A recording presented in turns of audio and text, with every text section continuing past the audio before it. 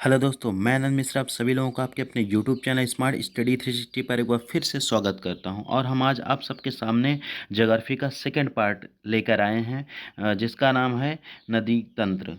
तो इसमें जितने भी नदी तंत्र हैं हम उस पर डिस्कस करने वाले हैं, और इसमें पूरा ये नदी तंत्र का पूरा चैप्टर समाप्त होने वाला है। तो इससे पहले हमने भारत का सामान्य परिचय जाना था। अगर आपने उस वीडियो को ना देखा हो तो इस डिस्क्रिप्शन बॉक्स में आपको लिंक मिल जाएगा, वहाँ से जाके वो पहला वीडियो आप देख सकते हैं। तो फिलहाल हम यहाँ बात करने वाले हैं भारतीय नदी तंत्र की। तो भारतीय नदी तंत्र के बारे में जब हम बात करते हैं तो इसमें आते हैं इसको हम कितने प्रकार से बांट सकते हैं। तो नदियों के देश कहे जाने वाले भारत में मुख्यतः चार नदी प्रणालियाँ हैं जो अफवाह तंत्र की दृष्टि से, जैसे उत्तरी भारत जो है हमारा उसमें सिंधु है, और मध्य भारत में क्या है, मध्य भारत में गंगा है, और उत्तर पूर्व भारत में ब्रह्मपुत्र नदी प्रणाली है। तो प्रायद्वीपीय भारत में नर्मदा, कावेरी, महानदी आदि नदियाँ विस्तृत नदी प्रणाली का निर्माण करती हैं। तो इन सारे प्रणालियों के बारे में हम इसमें विस्तृत अध्ययन करने वाले हैं, और जो जो पॉइंट बनेंगे आपको पॉइंट टू पॉइंट वाइज इसमें दिया गया है।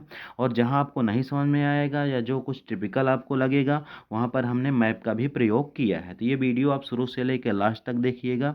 तो सबसे पहले हम इसमें स्टार्ट करते हैं गंगा नदी तंत्र। तो इससे जो फैक्ट बनते हैं हम देख लेते हैं। तो गंगा नदी से पहला पॉइंट बनता है हमारा, भागीरथी नदी गंगोत्री हिमनद से गोमुख नाम से के स्थान से निकलती हैं। तो कौन सी नदी कहाँ से निकल रही है ये चीज़ें हमें याद रखना है। ये चीज़ें डायरेक्टली एग्जाम में हमारे पूछे जाती है। तो भागीरथी नदी गंगोत्री हिमनद से गोमुख नाम के स्थान से निकलती हैं। नेक्स्ट हम देख लेते हैं, अलकनंदा नदी बद्रीनाथ के पास सतोपंथ ग्लेशियर से निकलती हैं। तो अलकनंदा नदी जो हमारी बद्रीनाथ जो उत्तराखंड में है के पास सतोपंथ ग्लेशियर से निकलता है।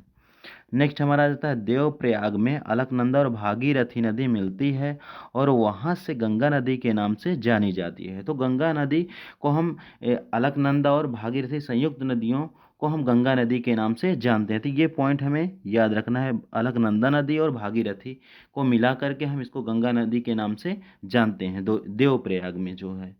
तो नेक्स्ट हमारा आता है देवप्रयाग से पहले अलकनंदा नदी में पंचप्रयागों यानी में अलग अलग नदियां मिलती हैं। तो पंचप्रयाग कहाँ है, सभी उत्तराखंड में है ये पंचप्रयाग।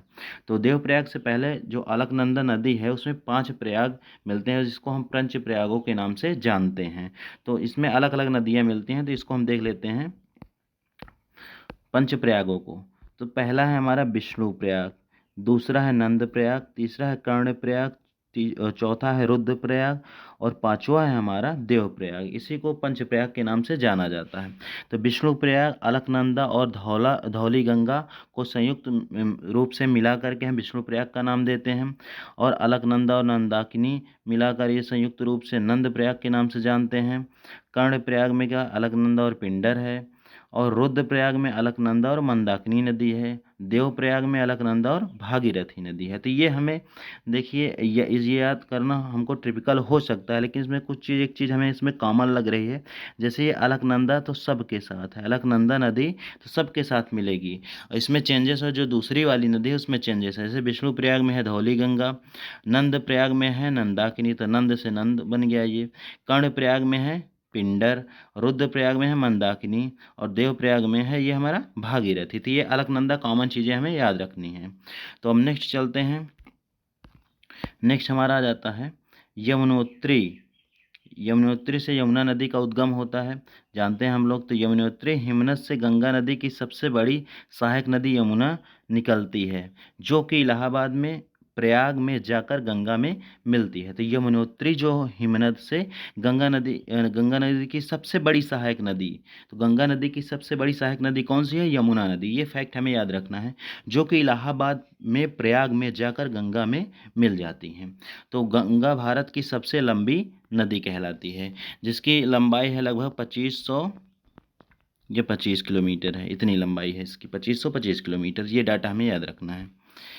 तो नेक्स्ट हमारा है बनारस कानपुर, बनारस, पटना, हरिद्वार गंगा नदी के किनारे बसे हुए हैं। तो आता है हमारे एग्जामों में पूछा जाता है कि निम्नलिखित में से कौन से शहर ऐसे हैं जो गंगा नदी के किनारे बसे हैं, या निम्नलिखित में से शहर कौन से ऐसे हैं जो गंगा नदी के किनारे नहीं बसे हैं। तो ये हमें याद रखना, गंगा नदी के किनारे कानपुर है, बनारस है, पटना है तथा हरिद्वार है। अब नेक्स्ट हम चलते हैं। नेक्स्ट है हमारा गंगा नदी सबसे पहले हरिद्वार में मैदानी क्षेत्र में आती हैं। तो हरिद्वार के मैदानी क्षेत्र में सबसे पहले गंगा नदी आती हैं। फिर नेक्स्ट हम देख लेते हैं, पश्चिम बंगाल में गंगा नदी दो भागों में बढ़ जाती है। जब ये गंगा नदी पश्चिम बंगाल में पहुंचती हैं तो ये दो भागों में बढ़ जाती हैं। एक भाग को हुगली नदी के नाम से जाना जाता है। हुगली नदी आगे बढ़कर बंगाल की खाड़ी में गिर जाती हैं। इसी नदी के किनारे कलकत्ता शहर बसा है। तो पूछा जाता है कलकत्ता शहर किस नदी के किनारे बसा है, तो हमें याद रखना है हुगली नदी के किनारे कलकत्ता शहर बसा है। अब दूसरे भाग में हम देख लेते हैं। तो दूसरा भाग बांग्लादेश में प्रवेश कर जाता है और वहाँ इसे पद्मा के नाम से जाना जाता है। तो गंगा नदी को पद्मा नाम से जाना जाता है बांग्लादेश में, ये चीज़ हमें याद रखना है। नेक्स्ट हमारा आ जाता है, वहीं दूसरी तरफ से ब्रह्मपुत्र नदी भी बांग्लादेश में प्रवेश करती है और यहाँ इसे जमुना के नाम से जाना जाता है। तो यहाँ पर आप कंफ्यूज मत होइएगा, डाटा को अच्छे से एनालिसिस कीजिएगा जिससे आपको याद हो सके। तो वही जो ब्रह्मपुत्र नदी को बांग्लादेश में जमुना नदी के नाम से जाना जाता है और ये बांग्लादेश में प्रवेश कर जाता है, और पद्मा नदी के नाम से जाना जाता है हुगली नदी को। ये दोनों चीज़ें हमें, दोनों फैक्ट याद रखने हैं। अब नेक्स्ट चलते हैं। नेक्स्ट है हमारा, ये दोनों बड़ी नदियां पद्मा यानी गंगा जिसको बोला जाता है, जमुना जो ब्रह्मपुत्र के नाम से जानी जाती, ब्रह्मपुत्र के नाम से भारत में जानी जाती है और बांग्लादेश में इसे जमुना के नाम से जानते हैं। तो बांग्लादेश में मिल जाती है और मिलने के बाद इसे पद्मा नदी ही भी कहा जाता है। यहाँ ही की जगह भी रहेगा, तो पद्मा नदी भी कहा जाता है। अब ये संयुक्त रूप से पद्मा नदी कहलाती है। फिर अब नेक्स्ट हमारा आ जाता है, बांग्लादेश में ही मेघना नदी पद्मा नदी में चांदपुर जिला बांग्लादेश में मिलती है और इसके आगे इस नदी को मेघना नदी के नाम से जाना जाता है। तो बांग्लादेश की मेघना नदी जो है ये पद्मा नदी में चांदपुर जिला है बांग्लादेश में, वहाँ मिल जाती हैं और इसके आगे इस नदी को मेघना नदी के नाम से जाना जाएगा। अंततः ये बंगाल की खाड़ी में गिर जाती हैं। यहीं पर ये विश्व का सबसे बड़ा नदी डेल्टा बनाती हैं। तो सबसे बड़ा नदी डेल्टा यही नदी बनाती हैं। नेक्स्ट हम चलते हैं, और ये विश्व का सबसे बड़ा नदी डेल्टा बनाती हैं जिसे सुंदरवन डेल्टा के नाम से जाना जाता है। अब नेक्स्ट है हमारा, गंगा नदी भारत के 5 राज्यों से होकर गुजरती है। तो ये बहुत अच्छा डाटा इसमें हमने कवर किया है। डाटा ऐसे दिए गए हैं कि इसे उत्तराखंड में है, इसका उद्गम स्थल है गंगा नदी का। सेकंड पर है उत्तर प्रदेश, जो सबसे अधिक लंबाई, गंगा नदी सबसे ज़्यादा बहती है, सबसे अधिक लंबाई कहाँ, उत्तर प्रदेश में है। बिहार, फिर उसके बाद बिहार से भी गुजरती हैं और झारखंड में इसकी सबसे कम लंबाई है, और फिर पश्चिम बंगाल। तो ये 5 राज्य ऐसे हैं जहाँ से गंगा नदी गुजरती हैं। नेक्स्ट हमारा आ जाता है गंगा की सहायक नदियाँ। अब ये बहुत ही ज़्यादा इंपॉर्टेंट है, सहायक नदियों को याद रखना। तो कुछ नदियाँ जो गंगा में बाईं तरफ से मिलती हैं ये नदियाँ कहलाती हैं, और कुछ नदियाँ जो ये दाईं तरफ से मिलती हैं और कुछ बाईं तरफ से मिलती हैं। तो ये दाईं हो गया और ये बाईं तरफ से मिलती हैं। तो देख लेते हैं इसको हम। तो ये है क्या, रामगंगा, गोमती और नेपाल से आने वाली नदियाँ। नेपाल से कौन कौन सी नदी आती है, घाघरा, गंडक और कोसी नदी। फिर ये महानदी है। तो नेपाल से 3 नदियाँ आती हैं और फिर ये गंगा नदी में मिल जाती हैं। और यहाँ पर दाईं ओर से गंगा में मिलने वाली सहायक नदियाँ देख लेते हैं। तो यहाँ पर सबसे पहले सोन नदी है जो सीधे गंगा में मिलती है, और टोंस नदी ये भी सीधे गंगा में मिलती है। लेकिन जो यमुना नदी है इसकी सहायक नदी है चंबल। चंबल नदी इटावा से होकर ये यमुना में मिलती है, फिर गंगा में मिलती है। बेतवा नदी हमीरपुर में मिलती है, फिर गंगा में मिलती है। तो ये इसकी सहायता से मिलते हैं। तो केन नदी बांदा में मिलती है यमुना से, तो यमुना नदी जाकर फिर गंगा में मिलती है। तो ये डायरेक्टली नहीं, इनडायरेक्टली मिलती है। तो ये हमें याद रखना है। कुल मिलाकर ये जो इसकी सहायक नदियाँ हैं जो दाईं तरफ से भी आ रही हैं और जो बाईं तरफ से आ रही हैं। अब नेक्स्ट हम चलते हैं, यहाँ पर देख लेते हैं। तो गंगा की सहायक नदियों को 2 भागों में बांटा जा सकता है, दाईं ओर से मिलने वाली सहायक नदियाँ जो हम ग्राफ में देख चुके हैं, और बाईं ओर से मिलने वाली सहायक नदियाँ। नेक्स्ट है हमारा, दाईं ओर से गंगा में मिलने वाली सहायक नदियाँ कौन कौन सी हैं, यमुना, चंबल, बेतवा, केन, टोंस एवं सोन नदी गंगा नदी की दाईं ओर से मिलने वाली सहायक नदियां हैं। तो ये बाईं तरफ से या दाईं तरफ से मिलने वाली इन दोनों का क्रम हमें याद रखना है। नेक्स्ट है आगे हमारा, दाईं ओर से मिलने वाली सहायक नदियों में केवल यमुना ही एक ऐसी नदी है जो कि हिमालय से आती है। बाकी सभी सहायक नदियां प्रायद्वीपीय पठार से आती हैं। तो हिमालय से केवल यमुना नदी आती है, बाकी सब प्रायद्वीपीय पठार से आते हैं। तो ये भी क्वेश्चन पूछा जा सकता है। नेक्स्ट हमारा, यमुना ही सबसे बड़ी सहायक नदी भी है। तो गंगा नदी की सबसे बड़ी सहायक नदी यमुना नदी है। फिर नेक्स्ट हम देखते हैं, दिल्ली आगरा यमुना नदी के किनारे बसे हैं। जैसे अभी बताए थे हमने आपको, बनारस, इलाहाबाद, ये प्रयागराज इसको बोला जाता है, और कानपुर हो गया, पटना हो गया, ये सब गंगा नदी के किनारे बसे हैं। वैसे दिल्ली और आगरा यमुना नदी के किनारे बसे हैं। और चंबल, बेतवा एवं केन सीधे गंगा में ना मिल करके पहले यमुना में मिलती हैं और फिर यमुना गंगा नदी में मिल जाती है। तो ये इनडायरेक्टली रूप से मिलते हैं। जैसे इटावा में, उत्तर प्रदेश के इटावा में यमुना चंबल मिलती है, फिर गंगा में मिलती है। और फिर हामिरपुर में यमुना बेतवा मिलती है, फिर गंगा में मिलती है। बांदा में यमुना केन से मिलती है, फिर गंगा में मिलती है। तो ये इनडायरेक्टली मिलती है, डायरेक्टली नहीं मिलती है। और प्रयागराज संगम जो है ये पूर्वना में इलाहाबाद है। तो यमुना और ये यमुना नदी है, ये सीधे गंगा में मिल जाती है। नेक्स्ट हमारा आ जाता है, टोंस एवं सोन नदी सीधे गंगा नदी में मिल जाती हैं। टोंस एवं सोन नदी सीधे गंगा में मिल जाती है। अगर आप ग्राफ देखे होंगे तो आपको ये पढ़ने की आवश्यकता नहीं होगी, आप वहाँ से ही सब कुछ सीख जाएंगे। नेक्स्ट हम चलते हैं, बाईं ओर से मिलने वाली गंगा की सहायक नदियाँ। तो बाईं ओर से कौन कौन से, रामगंगा, गोमती, घाघरा, गंडक, कोशी तथा महानंदा सभी गंगा में बाईं ओर से मिलने वाली सहायक नदियाँ हैं। तो ये सहायक नदियाँ जो बाईं तरफ से मिलती हैं। गोमती नदी लखनऊ गोमती नदी के किनारे बसा हुआ है, और जौनपुर भी गोमती नदी के किनारे बसा हुआ है। बनारस के आगे ये गंगा में मिल जाती है। गोमती नदी भी गंगा की सहायक नदी कहलाती है इसीलिए। अब फिर आ रहा है महानंदा नदी, ये सबसे पूर्वी सहायक नदी है, यानी सबसे पूर्व दिशा में दार्जिलिंग की पहाड़ियों से होकर आती हैं। अब देखिए, नेपाल से आने वाली जो 3 नदियां हम बताए थे, घाघरा नदी ये पटना से थोड़ा पहले गंगा में मिलती हैं। गंडक नदी, इसका उद्गम नेपाल में होता है। ये नदी त्रिशूल गंगा तथा काली गंडक के मिलने से बनती हैं। इसे नेपाल में पहाड़ी क्षेत्र में शालिग्राम कहते हैं, और जब ये नेपाल के मैदानी क्षेत्र में आ जाती है तब इसे नारायणी नदी कहा जाता है। अब नेक्स्ट आ जाता है कोशी नदी, जिसको बिहार का शोक भी बोलते हैं। ये कोशी नदी है, इस नदी को बिहार का शोक भी कहा जाता है। तो नेक्स्ट पॉइंट में यही चीज़ दिया है कि कोशी, इस नदी को बिहार का शोक भी कहा जाता है, क्योंकि ये हर वर्ष बिहार में बाढ़ का मुख्य कारण बनती है। तो बिहार में इससे बहुत ज़्यादा बाढ़ आ जाती है, इसीलिए इसको बिहार का शोक बोला जाता है, नाम दिया जाता है, संज्ञा दी जाती है। नेक्स्ट हम आ जाते हैं, हमारा नदी तंत्र, गंगा नदी तंत्र समाप्त हुआ। अब नेक्स्ट आते हैं हम ब्रह्मपुत्र नदी तंत्र में। तो हम स्टार्ट करने वाले हैं ब्रह्मपुत्र नदी तंत्र। इससे रिलेटेड जो भी फैक्ट हैं आप सबके सामने हैं। तो भारत का नदी तंत्र 2 भागों में बांटा गया है। पहला हिमालय नदी तंत्र, दूसरा प्रायद्वीपीय नदी तंत्र। तो ब्रह्मपुत्र हिमालयन नदी तंत्र का भाग है। हिमालयन नदी तंत्र का भाग है ब्रह्मपुत्र। ब्रह्मपुत्र का उद्गम तिब्बत से होता है, मानसरोवर झील के पास चेमायुंग ग्लेशियर से निकलती है। तो इसका उद्गम स्थल, यानी ये जहाँ से निकलती है वो तिब्बत में वह स्थान स्थित है, मानसरोवर झील के पास, चेमायुंग ग्लेशियर के पास। तो ब्रह्मपुत्र की कुल लंबाई 2900 किलोमीटर है। इस नदी का अधिकांश भाग चीन में प्रवाहित होता है। देखो, गंगा नदी भारत की सबसे लंबी नदी है, जिसकी लंबाई है कितना, 2500, ये है 2525 किलोमीटर। लेकिन अब इसकी लंबाई हम देख रहे हैं, ब्रह्मपुत्र नदी जो 2900 किलोमीटर दी गई है, तो क्या ये सबसे लंबी नदी है?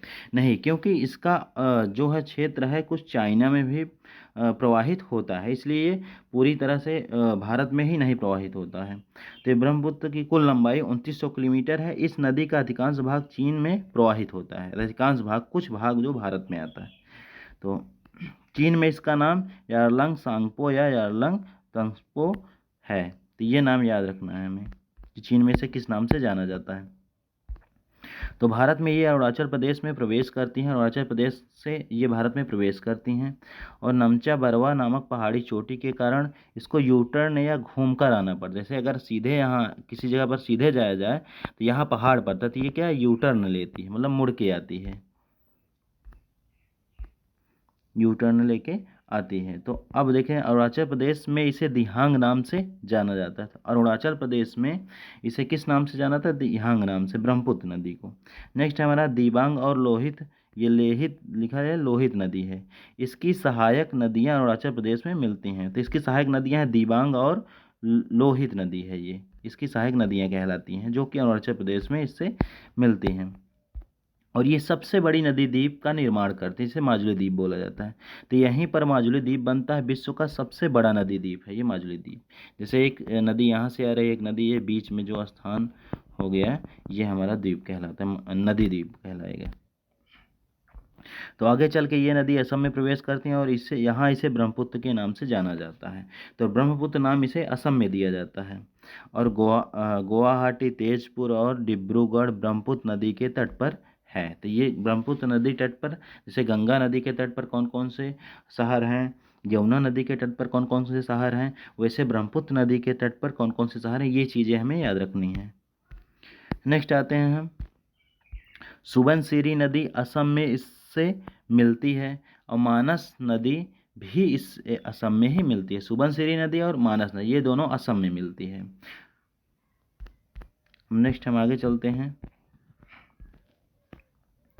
तो ब्रह्मपुत्र नदी के अलग अलग राज्य के नाम निम्नलिखित हैं। जैसे चीन में इसे क्या बोला जाता है, यारलंग सांगपो या यारलंग तंसपो। और अरुणाचल प्रदेश में इसे दिहांग नाम से जाना जाता है या डीह भी इसे कहा जाता है। और असम में इसे ब्रह्मपुत्र नदी के नाम से जाना जाता है। और बांग्लादेश में इसे जमुना के नाम से जाना जाता है। नेक्स्ट हम चलते हैं, आगे चलकर ये नदी बांग्लादेश में प्रवेश करती हैं। बांग्लादेश में ब्रह्मपुत्र नदी को जमुना नदी के नाम से जाना जाता है। ब्रह्मपुत्र की अन्य सहायक नदियां हैं। अब ये सहायक नदियां भी याद रखनी है, बहुत ही इंपॉर्टेंट है, पेपर में पूछा जाता है एग्जामों में। तो इसकी सहायक नदियां हैं, पहला पगलादिया, दूसरा धनसिरी, तीसरा जिया भरेली, और चौथा है हमारा पुथीमारी, और पांचवा धनसिरी, छठवां सुबानसिरी, और ये सातवां है मानस। ये ब्रह्मपुत्र की सहायक नदियां हैं, ये हमें याद रखना है, पूछा जाता है। अब नेक्स्ट चलते हैं हम आगे। हमारा अब ये दोनों गंगा नदी तंत्र और ब्रह्मपुत्र नदी तंत्र खत्म हो चुका है। अब हम सिंधु नदी तंत्र में प्रवेश करते हैं। तो सिंधु नदी तंत्र हम पढ़ते हैं। तो सिंधु नदी तिब्बत के मानसरोवर के निकट सानोख्याबाम यानी सिनकाबाब ग्लेशियर से निकलती है। तो जो इसका उद्गम स्थान है ये इंपॉर्टेंट है हमारे लिए। इसे सिंधु नदी कहाँ से निकलती है, तो मानसरोवर के निकट सानोख्याबाम यानी सिनकाबाब भी बोला जाता है, इसे ग्लेशियर से निकलती हैं।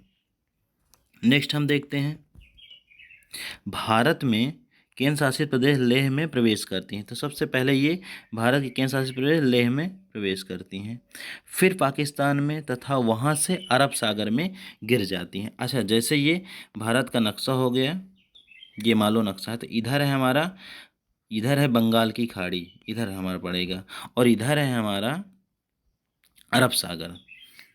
तो आगे आप मैप के थ्रू देखेंगे तो अरब सागर में गिर जाती हैं। अब सिंधु नदी की 5 महत्वपूर्ण सहायक नदियां हैं।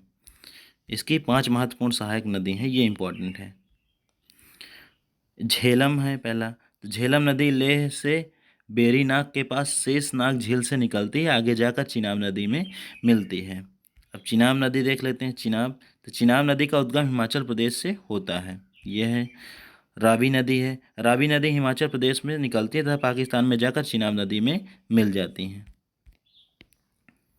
नेक्स्ट हमारा ब्यास नदी, तो ब्यास नदी उद्गम और विलय दोनों भारत में ही होता है। ये भारत में से ही निकलती हैं, भारत में ही इसका विलय हो जाता है। हिमाचल प्रदेश से निकलती हैं तथा पंजाब के कपूरथला हरिके में सतलज नदी में मिल जाती हैं। फिर देख लेते हैं सतलज नदी हमारा, तो सतलज नदी तिब्बत में मानसरोवर के निकट राकास्ताल हिमनद से निकलती हैं, भारत में हिमाचल प्रदेश में प्रवेश करती हैं, जबकि सिंधु नदी लेह में प्रवेश करती है। और सतलुज में पंजाब में ब्यास नदी मिल जाती है, पंजाब में ब्यास नदी इसमें मिल जाती है। आगे चलकर पाकिस्तान में ये चिनाब नदी से चिनाब नदी से मिलती है, जिसमें पहले ही झेलम और रावी मिल चुकी है, झेलम और रावी पहले ही मिल चुकी होती है। अतः सतलुज नदी सिंधु नदी में मिल जाती है और इसे पंचनद भी कहा जाता है, इसीलिए इसको पंचनद बोला जाता है। नेक्स्ट हम चलते हैं सिंधु नदी की सहायक नदियाँ। तो कौन कौन सी हैं? ये 5 नदी, झेलम, चिनाब, रावी, ब्यास, सतलज, ये हमें याद रखना है। ये कौन सी सहायक नदी? उत्तर से दक्षिण की तरफ इनका क्रम है, यानी उत्तर से दक्षिण है। सबसे पहले झेलम, फिर दूसरा चिनाब, रावी, ब्यास, सतलज, ये है हमारा क्रम। नेक्स्ट आ जाते हैं सिंधु नदी तंत्र में 2 नदियां तिब्बत से भी आती हैं। सिंधु नदी तंत्र की 2 नदियां जो तिब्बत से आती हैं, एक है सिंधु नदी, दूसरा है सतलुज नदी। तो ये फैक्ट हमें याद रखना है। नेक्स्ट हमारा आ जाता है सिंधु व सतलज दोनों ही नदियां मानसरोवर के निकट से निकलती हैं, परंतु ग्लेशियर में अलग अलग हो जाती हैं। जैसे सिंधु नदी सानोख्याबाब यानी सिनकाबाब हिमनद से निकलती है, और सतलुज नदी कहाँ से निकलती है? राकास्ताल हिमनद से। तो जो नदी जिसका उद्गम स्थान है वो हमें याद रखना है। फिर नेक्स्ट देखिएगा, चिनाब, रावी और ब्यास हिमाचल प्रदेश से निकलते हैं। चिनाब, रावी, ब्यास हिमाचल प्रदेश से निकलती हैं। तो चिनाब कहाँ से निकलती है? बारालाचला दर्रा के पास से निकलती है, जो कि हिमाचल प्रदेश में है। रावी कहाँ से निकलती है? कांगड़ा जिले में रोहतांग दर्रे के पास से निकलती है। ब्यास भी रोहतांग दर्रे के पास ब्यासकुंड से निकलती है। नेक्स्ट हमारा आ जाता है 5 नदियाँ जाकर सिंधु नदी में पाकिस्तान के पठानकोट में मिल जाती है। तो 5 नदियाँ ये कहाँ मिलती हैं? पठानकोट में मिलती हैं। नेक्स्ट हमारा लेह नामक शहर सिंधु नदी के किनारे बसा है। तो ये इंपॉर्टेंट है क्योंकि ये 2019 में बना था लेह केंद्र शासित प्रदेश। तो ये अभी ये करंट का डाटा पूछा जा सकता है। सिंधु नदी जास्कर एवं लद्दाख की पहाड़ियों के बीच से बहती है। जास्कर और लद्दाख की पहाड़ियों के बीच से सिंधु नदी बहती है। नेक्स्ट है हमारा श्रीनगर झेलम नदी के किनारे बसा है। तो जो यहाँ पर देखो ये इंपॉर्टेंट है कि कौन से शहर किस नदी के किनारे बसे हैं। नेक्स्ट है हमारा सतलुज नदी हिमाचल प्रदेश में सिपकिला दर्रे के समीप से प्रवेश करती हैं, जो सतलुज नदी है हमारी। अब ये आता है हमारा सिंधु जल विवाद। इन नदियों को लेकर भारत पाकिस्तान में 1960 ईस्वी में सिंधु जल समझौता हुआ था, जिसके अनुसार भारत में केवल, तो 1960 में समझौता हुआ, सिंधु जल समझौता नाम से जाना जाता है। तो सिंधु चिनाब झेलम का मात्र 20% जल ही इस्तेमाल करेगा, परंतु रास्ता प्रभावित या अवरुद्ध नहीं कर सकता। तो 20% केवल इस्तेमाल करेगा, बाकी 80% पाकिस्तान वाले इस्तेमाल करेंगे, और इसका ये रास्ता प्रभावित या अवरुद्ध नहीं कर सकता। अब नेक्स्ट है दूसरा पॉइंट, ये 2 पॉइंट हमें याद रखना है। रावी, सतलुज और ब्यास का 80% जल इस्तेमाल कर सकते हैं, यानी भारत इसका 80% इस्तेमाल करता है, 20% पाकिस्तान इस्तेमाल करता है। इसका रास्ता भी प्रभावित कर सकता है। चलिए प्रायद्वीपीय भारत अफवाह तंत्र में हम प्रवेश करते हैं। हमारा ये लास्ट टॉपिक है, ये हमारा मतलब ये सिंधु नदी ये हम पढ़े थे, क्या बोलते हैं, गंगा नदी तंत्र, ब्रह्मपुत्र नदी तंत्र, सिंधु नदी तंत्र। अब ये लास्ट हमारा बचा है प्रायद्वीपीय प्रवाह तंत्र के। अब भारत के प्रायद्वीपीय भागों में जो नदियाँ बहती हैं, तो भारतीय प्रायद्वीप में अनेक नदियाँ प्रवाहित होती हैं। मैदानी भाग की नदियों की अपेक्षा प्रायद्वीपीय भारत की नदियाँ आकार में छोटी होती हैं। यहाँ की नदियाँ अधिकांशतः मौसमी हैं और वर्षा पर आश्रित होती हैं। वर्षा ऋतु में इन नदियों के जल स्तर में वृद्धि हो जाती है, और पर शुष्क ऋतु में इसका जल स्तर काफ़ी कम हो जाता है। इस क्षेत्र को नदियाँ कम गहरी हैं, मतलब इस क्षेत्र में नदियाँ कम गहरी रहती हैं, परंतु इन नदियों की घाटियाँ चौड़ी होती हैं और इनकी अपर्दन क्षमता लगभग समाप्त हो चुकी है। अपर्दन क्षमता मतलब जैसे एक मिट्टी की जगह को काट कर अलग करना, तो उसको अपर्दन बोलते हैं, धीरे धीरे काट कर अलग करना। नेक्स्ट है हमारा, यहाँ की अधिकांश नदियाँ बंगाल की खाड़ी में गिरती हैं, कुछ नदियाँ अरब सागर में गिरती हैं और कुछ नदियाँ गंगा और तथा यमुना नदी में मिल जाती हैं। तो प्रायद्वीपीय क्षेत्र की कुछ नदियाँ अरावली तथा मध्यवर्ती पहाड़ी प्रवेश से निकलकर कच्छ, केरल या खंभात की खाड़ी में गिरती हैं। तो यहाँ आपको मैप का भी सहारा मिल जाएगा, मैप भी हमने इसमें इंक्लूड किया है, तो उससे आप समझ जाएंगे। तो ये नदियाँ 2 भागों में विभक्त हैं, एक अरब सागर में गिरने वाली नदियाँ, दूसरा बंगाल की खाड़ी में गिरने वाली नदियाँ, जो हमारा दक्षिणी भारत में है। देखते हैं इसको, लगभग दक्षिणी भारत का ही भाग पड़ता है, कुछ थोड़ा बहुत उत्तरी भारत का। नेक्स्ट है हमारा, देख लेते हैं इसको, अब अरब सागर में गिरने वाली नदियाँ, तो ये है क्या, भादर नदी, सतरंजी नदी, साबरमती, माही, नर्मदा, तापी, मांडवी, जवारी, शरावती, गंगावली, पेरियार, भरतपुर। ये सारी जो नदियां हैं ये सब कहाँ गिरती हैं, अरब सागर। ये इधर है अरब सागर और इधर है बंगाल की खाड़ी। तो कुछ नदियां भारत की जो है, ज़्यादा से ज़्यादा नदियां कहाँ गिरती हैं, इधर गिरती हैं, और बहुत ही कम नदियां हैं जो इधर गिरती हैं, ये अरब सागर में। चलिए देखते हैं इसमें एक एक क्रम।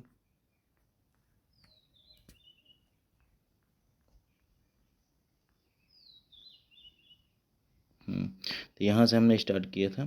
तो पहला देख लेते हैं, भादर नदी। तो यह गुजरात के राजकोट से निकलकर अब अरब सागर में गिरती हैं। तो यहाँ आप देख सकते हैं मैप में, ये मैप एक बार देख लीजिएगा, आपको एकदम क्लियर हो जाए। ये गुजरात है, यहाँ पर यहाँ से गुजरती है। तो मैप देख लीजिएगा एक बार, क्लियर हो जाएगा आपको। नेक्स्ट है हमारा सतरंजी नदी। यह गुजरात के अमरेली जिला से निकल खंबात की खाड़ी में गिरती हैं। अब साबरमती नदी देख लेते हैं, सॉरी साबरमती, हाँ साबरमती है। तो यह उदयपुर यानी राजस्थान के निकट अरावली पर्वतमाला से निकलती हैं एवं गुजरात होते हुए खंभात की खाड़ी में अपना जल गिराती हैं। नेक्स्ट हमारा माही नदी। तो माही नदी मध्य प्रदेश के धार जिले से विंध्याचल पर्वत से निकलती हैं। इसका प्रवाह मध्य प्रदेश, राजस्थान और गुजरात राज्यों में है। इसकी सहायक नदियां सोम एवं जाखम है। यह खंबात की खाड़ी में अपना जल गिराती है। तो माही नदी है जो, ये कर्क रेखा को 2 बार काटती हैं। ऐसे कर्क रेखा को 2 बार काटने वाली नदी कौन सी है, माही नदी। अब नर्मदा नदी मैकाल पर्वत की अमरकंटक चोटी से निकलती हैं। नर्मदा का प्रवाह क्षेत्र मध्य प्रदेश में 87% बहती है, सबसे ज़्यादा मध्य प्रदेश में, गुजरात में 11.5% एवं 1.5% महाराष्ट्र में बहती हैं। अब नेक्स्ट हमारा आ जाता है, नेक्स्ट चलते हैं, नर्मदा विंध्याचल पर्वतमाला एवं सतपुड़ा पर्वतमाला के बीच भ्रंश घाटी में बहती है। यह अरब सागर में गिरने वाली प्रायद्वीपीय भारत की सबसे बड़ी नदी है। तो अरब सागर में गिरने वाली प्रायद्वीपीय भारत की सबसे बड़ी नदी मानी जाती है। खंबात की खाड़ी में गिरने पर यह ज्वारनदमुख या एस्चुअरी का निर्माण करती हैं।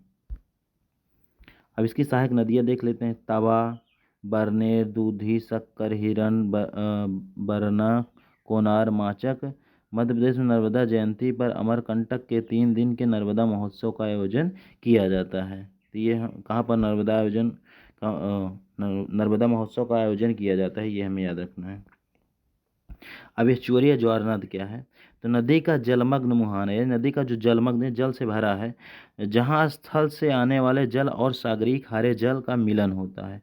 नदी के जल में तीव्र प्रवाह के कारण जब मलबों का निक्षेप मुहाने पर नहीं होता है तथा नदी जल के साथ मलबा भी समुद्र में गिर जाता है, तो नदी का मुहाना गहरा हो जाता है। ऐसे गहरे मुहाने को ज्वारनद मुख कहते हैं। तो आपको पता चल गया होगा ज्वारनद मुख क्या है। अब तापी देख लेते हैं। तो तापी मध्य प्रदेश के बैतूल जिले में मुल्लाई नामक स्थान से निकलती हैं। यह सतपुड़ा एवं अजंता पहाड़ी के बीच भ्रंश घाटी में बहती हैं। तापी नदी का बेसिन महाराष्ट्र में है 79%, मध्य प्रदेश 15% एवं गुजरात में है 6%। तो तापी की मुख्य सहायक नदी कौन सी है, पूर्णा है, पूछा जाता है पेपर में। और तापी खंभात की खाड़ी में अपना जल गिराती हैं एवं एस्चुअरी का निर्माण करती हैं, तापी जो है। मांडवी नदी देखते हैं। तो मांडवी नदी कर्नाटक राज्य में पश्चिमी घाट पर्वत के भीमगार झरने से निकलकर पश्चिमी देशों में प्रवाहित होते हुए गोवा राज्य में प्रवाहित होने के बाद अरब सागर में गिरती है। तो मांडवी नदी गोवा राज्य में प्रवाहित होती है। अब देख लेते हैं जुआरी नदी, नेक्स्ट है हमारा। तो जुआरी नदी गोवा राज्य के पश्चिमी घाट से निकलकर पश्चिम दिशा में बहते हुए अरब सागर में गिरती है। यह गोवा की सबसे लंबी नदी है, जुआरी नदी। नेक्स्ट है हमारा शरावती नदी, ये कर्नाटक में बहती है। यह नदी कर्नाटक राज्य के पश्चिमी घाट की अम्बु तीर्थ नामक पहाड़ी से निकलती है एवं कर्नाटक राज्य से बहते हुए अरब सागर में गिरती हैं। यह गोरसप्पा इसी नदी पर स्थित है, जो जलप्रपात है आपका जोगिया गोरसप्पा शरावती नदी पर स्थित है। गंगा वेली नदी, यह नदी कर्नाटक राज्य में पश्चिमी घाट पर्वत से निकलकर कर्नाटक राज्य में बहते हुए अरब सागर में गिरती हैं। ये छोटी छोटी नदियाँ हैं, इसमें कुछ पॉइंट हमें याद रखना है। अब पेरियार नदी यह अन्नामलाई पहाड़ी से निकलती हैं एवं केरल राज्य में बहते हुए अरब सागर में गिरती हैं। यह केरल की दूसरी सबसे लंबी नदी है। इसे केरल की जीवन रेखा भी कहा जाता है, क्योंकि ज़्यादातर लोग जो खेती पर डिपेंड हैं, तो वहाँ से इस नदी का उद्गम होता है या वहाँ से ये गुजरती है। तो इसका प्रवाह क्षेत्र केरल एवं तमिलनाडु राज्यों में है। तो केरल और तमिलनाडु दो राज्य हैं। यहाँ पर हम देख सकते हैं जो नदियाँ मैप पर दी गई हैं। आप लोग PDF आपको मिल जाएगा टेलीग्राम पे। नेक्स्ट है हमारा भरतपुजा नदी। यह अन्नामलाई की पहाड़ी से निकलती हैं। इसका अन्य नाम पोन्नानी है। यह केरल की सबसे लंबी नदी, तो केरल की सबसे लंबी नदी भरतपुजा है। इसका प्रवाह क्षेत्र केरल एवं तमिलनाडु, ये भी केरल और तमिलनाडु में बहती हैं।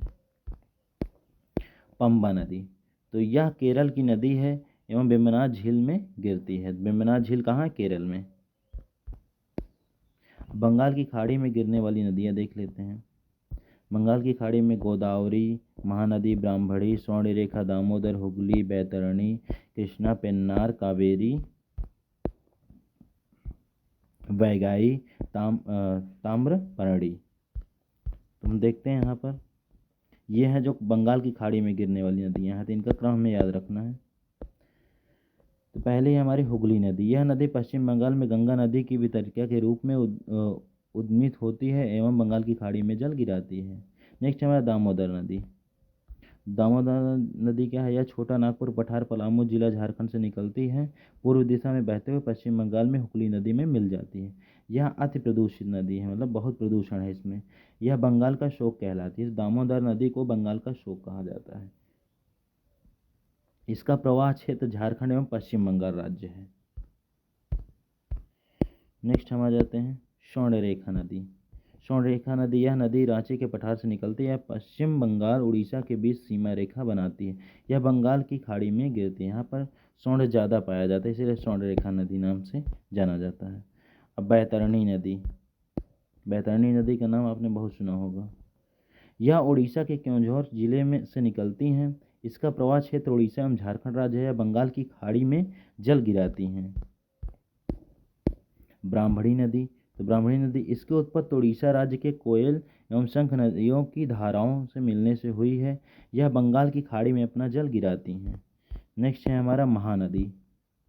तो महानदी का उद्गम मैकाल पर्वत की सिंघाना पहाड़ी यानी धमतरी जिला छत्तीसगढ़ से होता है। इसका प्रवाह क्षेत्र छत्तीसगढ़ एवं उड़ीसा राज्य में है। यह बंगाल की खाड़ी में अपना जल गिराती है।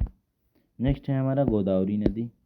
ये गोदावरी नदी की जो ये नदियाँ हैं, पेनगंगा, वर्धा, पेनगंगा, ये सब सहायक नदियाँ वो दिख रही होंगी। तो ये आप मैप में एक बार देख लीजिएगा, आपको PDF मिल जाएगा, वहाँ पर आप देख लीजिएगा। और यह प्रायद्वीपीय भारत की सबसे लंबी नदी है।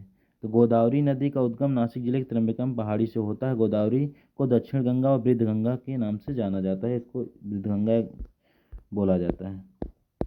तो गोदावरी महाराष्ट्र, मध्य प्रदेश, गोदावरी महाराष्ट्र, मध्य प्रदेश, छत्तीसगढ़, तेलंगाना, आंध्र प्रदेश, उड़ीसा, कर्नाटक एवं यनम, जो पंडुचेरी है हमारा आपका, राज्यों से होकर बहती है। गोदावरी नदी की सहायक नदी है दूधना, पूर्ण, पेनगंगा, बेनगंगा, इंद्रावती, सेलूरी, प्राणहिता एवं मंजीरा दक्षिण से मिलने वाली प्रमुख नदी है। तो आप मैप में देख लीजिएगा, सारी नदियाँ ये सब दी गई हैं। अब कृष्णा नदी, तो कृष्णा नदी की ये सहायक नदियाँ आपको दी गई हैं। तो कृष्णा नदी का उद्गम कहाँ से होता है? महाबलेश्वर से होता है। यह प्रायद्वीपीय भारत की दूसरी सबसे लंबी नदी है। यह बंगाल की खाड़ी में डेल्टा बनाती हैं। यह महाराष्ट्र, कर्नाटक, तेलंगाना एवं आंध्र प्रदेश से होकर बहती हैं। नेक्स्ट हमारा आ जाता है कृष्णा नदी की सहायक नदियाँ कौन सी? भीमा, तुंगभद्रा, कोयना, वर्णा, पंचगंगा, घाटप्रभा, दूधगंगा, मालप्रभा एवं मूसी। नेक्स्ट हमारा आ जाता है पेन्नार नदी। नेक्स्ट हमारा आ जाता है पेन्नार नदी। यह कर्नाटक के कोलार जिले की नंदीदुर्ग पहाड़ी से निकलती है, पेन्नार नदी आपकी। फिर आते हैं हम कावेरी नदी पर। ये हमारी कावेरी नदी, ये आपको पूरा उसका मैप है जो जहाँ से गई हुई है, तो इसको आप देख लीजिएगा एक बार। हम आगे चलते हैं इसके फैक्ट पर। तो कावेरी कर्नाटक राज्य के कुर्ग जिले के ब्रह्मगिरी की पहाड़ियों से निकलती हैं। दक्षिण भारत की यह एकमात्र नदी है जिसमें वर्ष भर सतत रूप से जल प्रवाह बना रहता है। मतलब यहाँ पर क्या है, ये हमेशा इसमें जल बना रहता है। कावेरी नदी जो है हमारी, कावेरी नदी में हमेशा जल प्रवाह बना रहता है और इसका कारण है कावेरी का ऊपरी जल ग्रहण क्षेत्र। इसका कारण है कावेरी का ऊपरी जल ग्रहण क्षेत्र कर्नाटक दक्षिण पश्चिम मानसून में वर्षा जल प्राप्त करता है, जबकि निचला जल ग्रहण क्षेत्र तमिलनाडु उत्तरी पूर्व मानसून से जल प्राप्त करता है। इसके अपवाह का 56% तमिलनाडु में, 41% कर्नाटक में और 3% केरल में पड़ता है। मतलब 3 जगह से ये प्रवाहित होती हैं। इसकी सहायक नदियाँ देख लें, लक्ष्मण तीर्थ, कम्बिनी, स्वर्णावती, भवानी, अमरावती, हेरंगी, हेमावती, सिमसा, अर्कवती, ये सहायक नदियाँ हैं इसकी। नेक्स्ट हम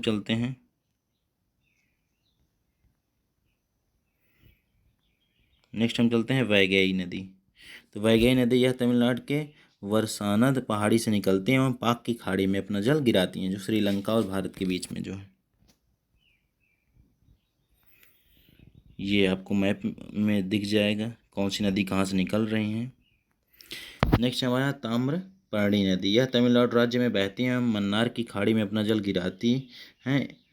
अंतःस्थलीय नदियाँ, कुछ नदियाँ ऐसी होती हैं जो सागर तक नहीं पहुँच पाती और रास्ते में ही लुप्त हो जाती हैं।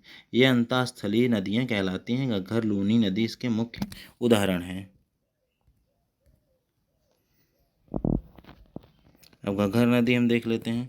तो घग्घर एक मौसमी नदी है जो हिमालय की निचली ढालों में कालका के समीप निकलती है और अनूपगढ़ राजस्थान में लुप्त हो जाती है। घग्घर का ही वैदिक काल में ही इसे सरस्वती माना जाता था। वैदिक काल में सरस्वती नाम से इसे जाना जाता था। नेक्स्ट है हमारा लूनी नदी।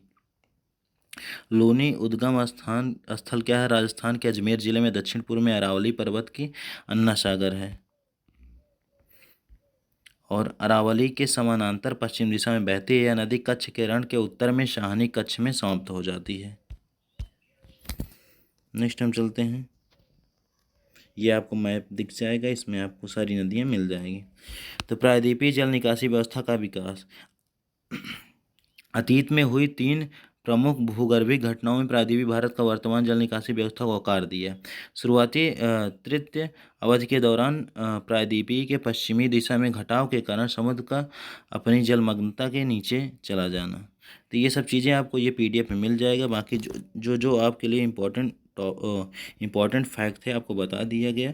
बाकी ये सब चीज़ें आपको PDF में मिल जाएंगी। तो यहीं पर हम वीडियो को समाप्त करते हैं।